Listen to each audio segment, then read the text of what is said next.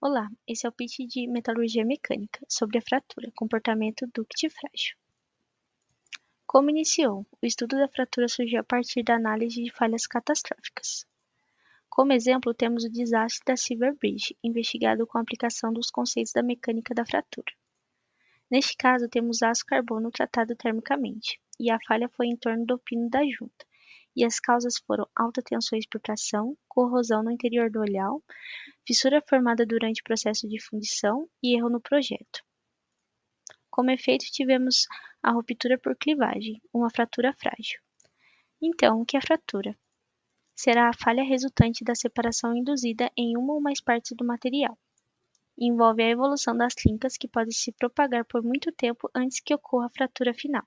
Ela pode ser dúctil, frágil ou uma combinação delas. Assim, temos dois tipos de comportamento, dúctil e frágil. E o tipo de fratura que ocorre em um dado material vai depender da temperatura, taxa de carregamento, pressão hidrostática, geometria, tipo de carregamento e entre outros. Na fratura por comportamento dúctil, temos a deformação plástica contínua até uma redução da área para a posterior ruptura.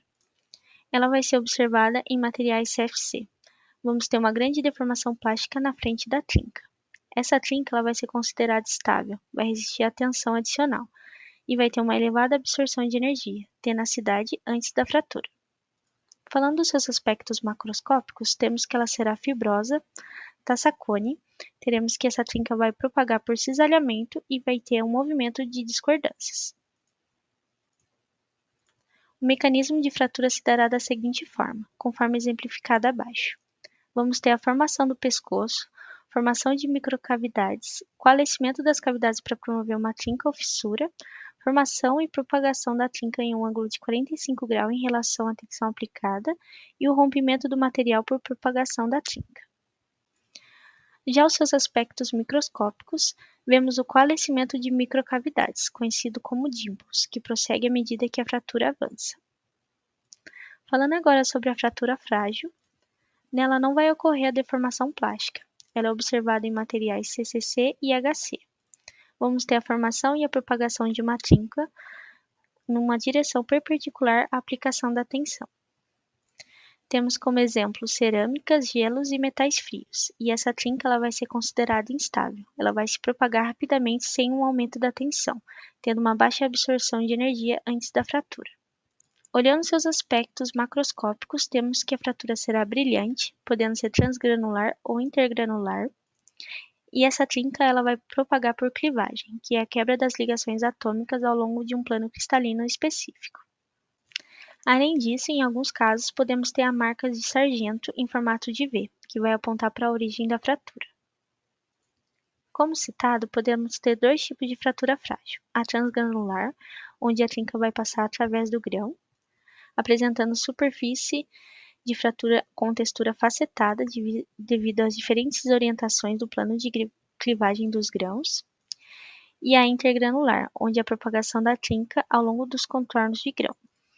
Elas serão no contorno de grãos por eles serem mais fracos, por segregarem impurezas e outros. Podemos enxergar nos materiais duas regiões, a transgranular e a intergranular, como por exemplo os compósitos. Falando em fratura, chegamos na mecânica da fratura. Ela vai nos auxiliar em muitos processos, como por exemplo, saber qual que é a fratura do material, ajuda a determinar se a trinca irá levar o componente a fratura catastróficas por tensões normais de serviços e a projetar peças que devem sofrer tensões estáticas ou dinâmicas acima do limite de escoamento, em presença de trincas sem se fraturar. Na mecânica da fratura, a gente tem Griffith, que nos fala que a tensão se concentra na ponta da trinca, onde tem alta energia, e essa energia elástica vai ser liberada que deve ser suficiente para formar novas superfícies de fratura. E essa magnitude dessa amplificação vai depender da orientação e geometria da trinca. Isso para materiais frágeis. Para materiais dúcteis, a gente tem que a fratura ela vai ocorrer por trincas de clivagem que vai nuclear como resultado de deformação plástica. E os contornos de grão dos metais também vão impedir a movimentação dessa trinca. Nesse momento, a gente tem a inclusão da plasticidade. E também temos o fator K, de intensidade de tensão, que ele vai medir a intensidade das tensões na ponta da trinca e prever se a trinca crescerá ou não. e muito mais. Veja mais sobre mecânica da fratura no canal de metalurgia no YouTube. Aqui são as referências utilizadas no vídeo e obrigada!